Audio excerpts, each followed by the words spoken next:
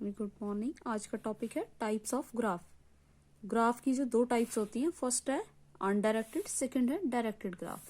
Undirected जिसमें directions given नहीं होती हैं, डायरेक्टेड जिसमें डायरेक्शंस हमें गिवन होती हैं। ठीक है, तो सबसे पहले अनडायरेक्टेड क्या है? If A B is an edge then B A is also an edge. Means अगर ए बी कोई एज है तो बी ए भी एक एज है।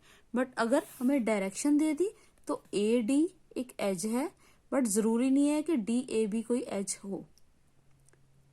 ठीक है, तो जैसे if A is friend of B then B is also friend of A, जिसको हम बाय डायरेक्टेड रिलेशनशिप भी बोल सकते हैं।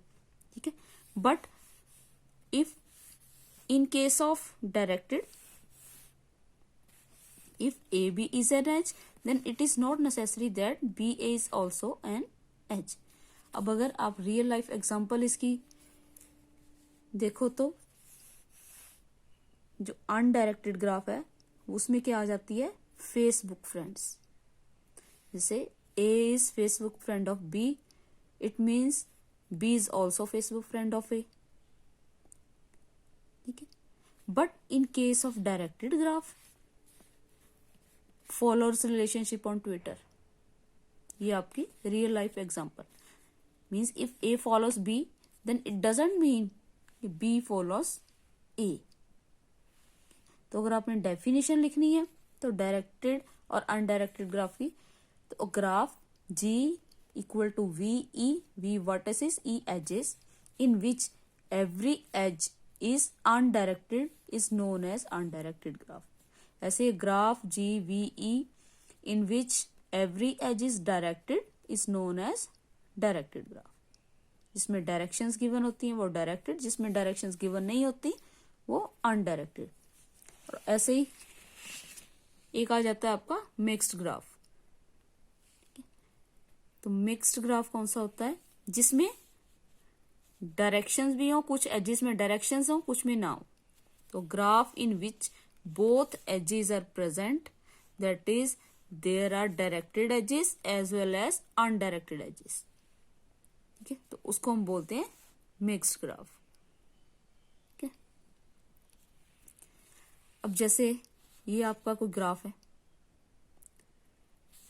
इसमें क्या है? सपोज कर लो A B C D E आपके कोई मैथ्स के चैप्टर्स हैं। तो ए और बी ऐसे चैप्टर्स हैं जिनका आपस में कोई रिलेशन नहीं है, जिनको हम इंडिपेंडेंटली कर सकते हैं। ए वाला कभी भी कर लिया, बी वाला कभी भी कर लिया, ए और बी का आपस में कोई रिलेशन नहीं है। जैसे ये पार्शियल फ्रैक्शंस है, ए सपोज कर लो, या ए आपका डिफरेंशिएशन है, बी पार्शियल फ्रैक्शन है। आपस में इनका कोई लिंक नहीं है, डिफरेंशिएशन अलग चैप्टर है, पार्शियल फ्रैक्शन अलग है, तो हम इसको इंडिपेंडेंटली कभी भी कर सकते हैं। अब सपोज कर लो डी है इंटीग्रेशन। तो डी इंटीग्रेशन का मतलब क्या है? अगर हमें डिफरेंशिएशन आती है तभी हम इंटीग्रेशन कर सकते हैं, क्योंकि इंटीग्रेशन में डिफरेंशिएशन के फॉर्मूलाज होते हैं।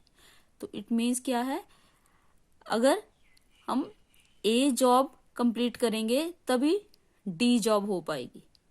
ठीक है, तो ये डी जो है ए पे डिपेंडेंट होगी। पहले ए से डी की तरफ एरो है, इट मीन्स पहले ए करेंगे फिर डी होएगी। ऐसे ही जब डी होएगी तभी ई होएगी।